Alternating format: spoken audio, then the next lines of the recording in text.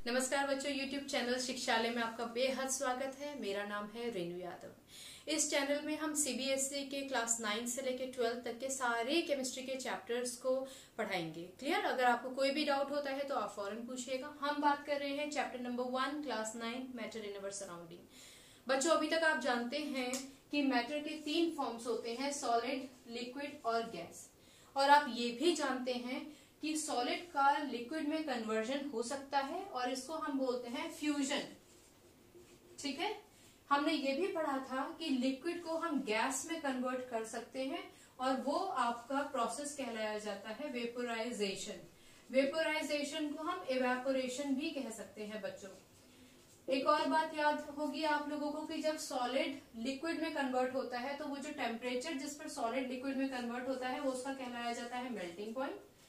और लिक्विड जब गैस में कन्वर्ट होता है तो जिस टेम्परेचर पे वो कन्वर्जन होता है वो उस लिक्विड का बॉइलिंग पॉइंट कहलाया जाता है।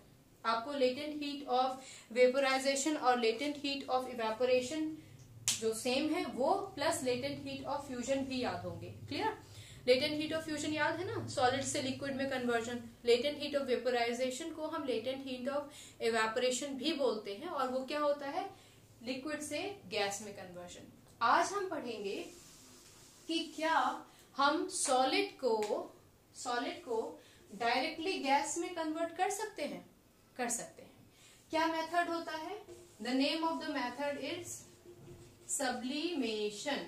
Alright, in this method a solid is converted into a gaseous form directly without getting converted into a liquid phase. Okay, and this process is known as sublimation. एक example देती हूँ आपको। Sublimation से पहले हम एक नॉर्मल प्रोसेस की बात करते हैं। अगर आप आइस ट्रे को फ्रीजर से बाहर निकालते हो बच्चों, तो जब आप उसके आइस को बाहर निकालते हो ना, आइस क्यूब्स को, तो वो किस फॉर्म में होते हैं? सॉलिड फॉर्म में, है ना। अब आप उसको ऐसे ही किसी बर्तन में छोड़ दीजिए तो वो क्या मेल्ट हो जाएंगे और लिक्विड का फॉर्म ले लेंगे। उस लिक्विड को अगर आप अपने आंगन में या छत पर फेंक देते हैं उस पानी को, तो थोड़ी देर में हीट की वजह से वो सारा जो पानी है वो इवेपोरेट हो जाएगा या वेपोराइज हो जाएगा। इसका मतलब कि आइस क्यूब सॉलिड था, वो मेल्ट होके पानी में कन्वर्ट हुआ और पानी इवेपोरेट हो गया। प्रोसेस यही होता है।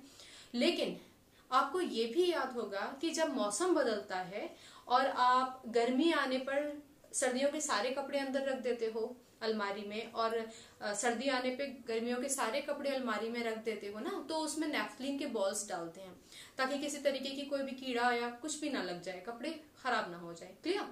अच्छा, जब मौसम बदलता है, अलमारी से आप उन कपड़ों को बाहर निकालते हो तो नेफ्थलीन की बॉल तो आपको कहीं नजर नहीं आती, पर उसकी स्मेल से आप डिटेक्ट कर सकते हो कि हाँ, हमने नेफ्थलीन की बॉल्स तो रखी थी, लेकिन नेफ्थलीन की बॉल्स आपको नहीं मिलती है। और कपड़ों पे किसी भी तरीके का कोई धब्बा नहीं होता। अमूमन जब हमारे कपड़ों पे कोई लिक्विड गिर जाता है तो उसपे एक निशान सा आ जाता है ना, तो वो निशान भी नहीं होता। इसका मतलब ये हुआ कि नेफ्थलीन की बॉल जो सॉलिड थी वो डायरेक्टली गैस में कन्वर्ट हो गई है without converting into liquid, and that is known as sublimation. Okay, sublimation के मेथड को यहाँ समझ लेते हैं। आप अब बहुत अच्छे से पहचान गए होंगे बच्चों कि ये स्टैंड है, ये हमारा बर्नर है, इसकी जगह स्पिरिट लैंप भी आपकी टीचर आपको प्रैक्टिकल लेबोरेटरी में दे सकती हैं। ये वायर गॉज है। क्लियर? अच्छा, जब आप केमिस्ट्री लेबोरेटरी में जाओगे ना तो वहां एक छोटा सा बोल होता है सफेद रंग का, उसको हम बोलते हैं चाइना डिश। ओके, ये हम लोगों ने ले लिया है चाइना डिश। क्लियर? और ये है आपका फनल। इस तरीके का आपका एक फनल होता है। बेसिकली ये हमने जो ले रखा है ना, ये हमारा फनल है। क्लियर? अब क्योंकि फनल यूजली इस तरीके से आप उसको देखते हैं, ठीक है, तो क्योंकि हमने इसको उल्टा करके रख रखा है चाइना डिश के ऊपर, इसीलिए हम यहाँ पर इस फनल को बोलेंगे इन्वर्टेड फनल। क्लियर? तो हमारे पास सारा सेटअप तैयार है। स्टैंड, फायर का arrangement, ammonium chloride China dish में ले रखा है हम लोगों ने। उसके बाद हमने ये फनल ले रखा है, इन्वर्टेड फनल। क्लियर? और इस फनल की जो ओपनिंग है ना, उसमें से गैस बाहर ना निकल जाए या वेपर्स बाहर ना निकल जाए जो अब बनेंगे हीट करने के बाद, उसको प्रिवेंट करने के लिए हमने उसको कॉटन प्लग कर रखा है, यानी कि रुई से उस ओपनिंग को हमने बंद कर रखा है। क्लियर? अब जैसे ही हम इस अमोनियम क्लोराइड को जो चाइना डिश में रखा हुआ है हीट देंगे ना बच्चों, तो ये जितना भी अमोनियम क्लोराइड है वो सारा का सारा इवेपोरेट होने लग जाएगा। क्लियर? इवेपोरेट होकर वो ऊपर से एस्केप करने की कोशिश करेगा, बाहर निकलने की कोशिश करेगा, क्योंकि गैस की टेंडेंसी होती है कि वो मूव करती है, बाहर की तरफ मूव करती है। क्लियर? अब क्योंकि आपने उसको कॉटन प्लग से बंद कर रखा है तो उसके पास कोई रास्ता ही नहीं है कि वो कहाँ जाके एस्केप करे। ठीक है ना?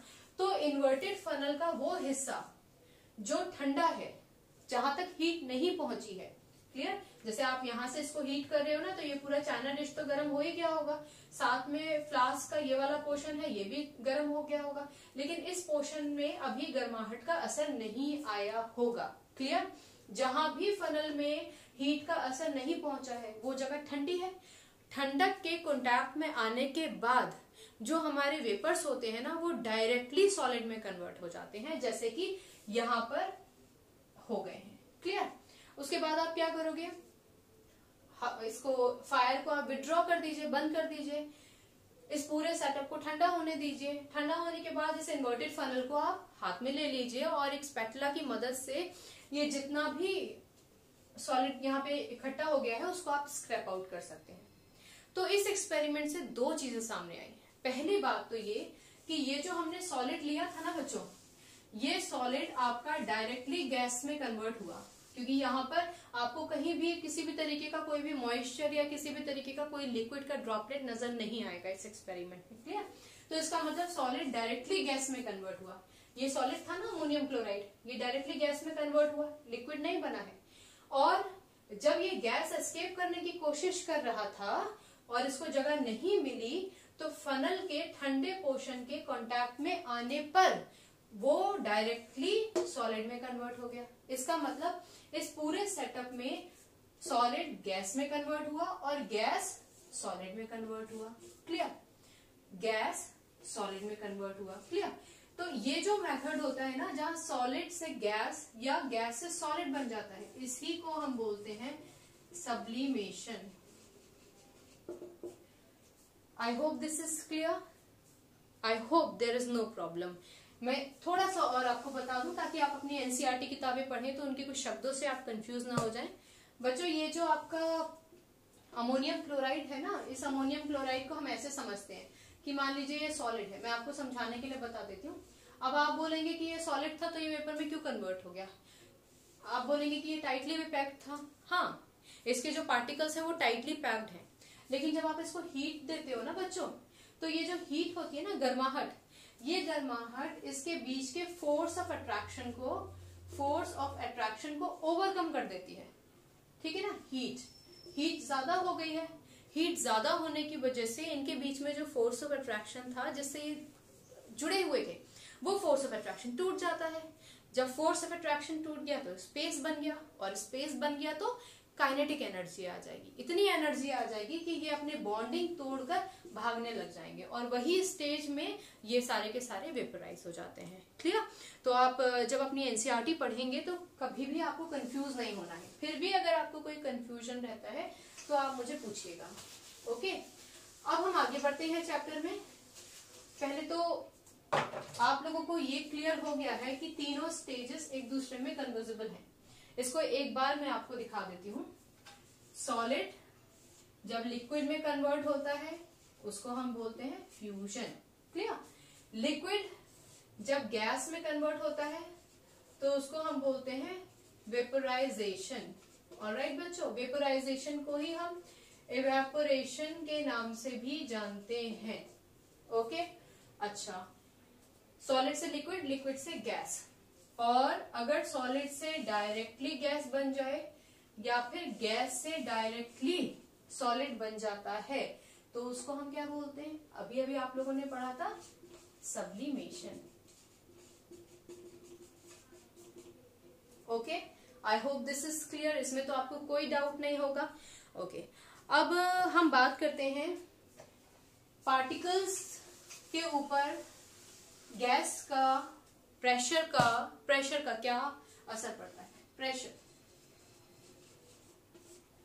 ऑन गैस, है ना? आप लोगों ने कभी ना कभी सीरिंज का इस्तेमाल किया होगा ना, खेलते वक्त बचपन में। कभी बिना नीडल के सीरिंज कई बार बच्चों के हाथ लग जाता है, तो उसमें हम क्या करते हैं? हम पुश करने की कोशिश करते हैं। होता क्या है कि मान लीजिए ये आपका सिरिंज है ना, इस सिरिंज में यहाँ पे पंप लगा हुआ है, ओके। तो जब तक आपने इसको पुश नहीं किया है तब तक इसके जो पार्टिकल्स होते हैं ना वो दूर दूर होते हैं, क्लियर। ये आपको ये समझाने के लिए है कि प्रेशर का क्या असर पड़ता है किसी भी गैस पर। दूर दूर है पार्टिकल्स, जैसे ही आपने इसको पुश करना शुरू किया, जैसे ही आपने इस पंप को पुश करना शुरू किया, तो जैसे जैसे दबाव बनता जाएगा ना नीचे की तरफ, तो ये जितने भी पार्टिकल्स है ना ये प्रेस होते जाएंगे, और ये पार्टिकल्स जो पूरे सिलेंडर में या पूरे सिरिंज में थे ये सारे कॉम्पैक्ट होकर एक छोटा सा इतना सा स्पेस ले लेंगे। तो इसका मतलब ये होता है कि कभी भी अगर आप सिरिंज के पिस्टन को मूव करते हो, ठीक है ना, या फिर पंप को मूव करते हो, तो जितने भी गैस के पार्टिकल्स होते हैं ना वो सारे के सारे कंप्रेस हो जाते हैं, ओके। अब बात ये होती है कि क्या प्रेशर की वजह से आप किसी भी सॉलिड को चेंज कर सकते हो, क्लियर। बच्चों आप लोगों ने कभी फायर एक्सटिंग्विशर को तो देखा ही होगा ना, आग बुझाने वाले सिलेंडर को, उसको हम बोलते हैं फायर एक्सटिंग्विशर। देखो बच्चों, एक सॉलिड आइस होता है, सॉलिड CO2, सॉलिड CO2 को ना हम ड्राई आइस भी बोलते हैं। CO2 तो आप जानते हो ना गैस के फॉर्म में होता है। गैस जो आपका CO2 है, ठीक है ना, सॉलिड CO2 आप गैस के फॉर्म में जानते हो, लेकिन इसको हम सॉलिडिफाई करते हैं जब हम इसको -78 डिग्री के करीब जब हम इसको ले आते हैं उस पर्टिकुलर टेम्परेचर पे माइनस में, तो जितना भी गैसियस फॉर्म होता है ना ये सॉलिड में कन्वर्ट हो जाता है, एकदम सॉलिड में कन्वर्ट हो जाता है, क्लियर। और जैसे ही आप इस सॉलिड को 1 एटमॉस्फेरिक प्रेशर पर लेकर आते हो, उम्मीद है आपको याद होगा 1 एटमॉस्फेरिक प्रेशर क्या होता है, तो जैसे ही आप इस सॉलिड आइस को, सॉलिड CO2 को, जिसको हम ड्राई आइस बोलते हैं, 1 एटमॉस्फेयर पे लेकर आते हो ना, मतलब माइनस था अभी तक हमारे पास टेम्परेचर, और आपका नॉर्मल एटमॉस्फेरिक प्रेशर पे ले आते हो, तो ये जितना भी सॉलिड CO2 होता है ना बच्चों, वो डायरेक्टली गैस में कन्वर्ट हो जाता है, CO2 गैस में कन्वर्ट हो जाता है। पहले भी CO2 था पर सॉलिड फॉर्म में था, जब आप इसको 1 एटमॉस्फेरिक प्रेशर पर ले आते हो तो फिर डायरेक्टली गैसियस फॉर्म में कन्वर्ट हो जाता है, और इसी CO2 का इस्तेमाल हम फायर एक्सटिंग्विशर में करते हैं, clear. I hope this is clear to you. अगर आपको यहां तक कोई डाउट हो तो मुझे पूछिएगा, ओके। बच्चों एक इसी से रिलेटेड एक लास्ट चीज सुन लीजिए। सॉलिड लिक्विड में कन्वर्ट हुआ, आप जानते हैं, लिक्विड गैस में कन्वर्ट हुआ, आप जानते हैं। हमने गैस को लिक्विड में कन्वर्ट करने का प्रोसेस अभी तक नहीं पढ़ा था, क्लियर। मैंने जानबूझ के बीच में प्रेशर वाला टॉपिक लिया ताकि आप मडल अप ना हो जाओ, आपको थोड़ा सा गैप मिल गया है। अब यहाँ पे आ जाइए बच्चों, गैस को लिक्विड में कैसे कन्वर्ट करते हैं। आप लोगों ने कभी मम्मी की मदद की होगी अगर चाय बनाने में या खाना बनाने में, तो मान लीजिए आप भगोने में पानी रखते हो गर्म होने के लिए, ठीक है। पानी क्या है, लिक्विड। जब वो गर्म होने लग जाता है तो भाप बनकर उड़ जाने लग जाता है, क्लियर। तो आपने वो भाप ना बन के पूरा का पूरा पानी गायब ही ना हो जाए, इसलिए आपने उसके ऊपर एक लिड ढक दिया है, ढक्कन रख दिया है आपने, क्लियर। कुछ देर बाद जब आप ढक्कन उठाते हो ना तो उसमें बहुत सारे ड्रॉपलेट्स होते हैं जो नीचे गिरने लग जाते हैं, इज दैट क्लियर। तो इसका मतलब क्या होता है, इसका मतलब जो लिक्विड है ना वो गैस में कन्वर्ट तो हो गया था, लेकिन लिड के कांटेक्ट में आने से वो फिर से ड्रॉपलेट्स में कन्वर्ट हो गया है। इसको हम और अच्छे से आगे एग्जांपल में समझेंगे। फिलहाल गैस का जो लिक्विड में कन्वर्जन होता है, बेसिकली आप ये समझने की कोशिश कीजिए, उसको हम बोलते हैं कंडेंसेशन। कंडेंस कर देना किसी भी चीज को, क्लियर।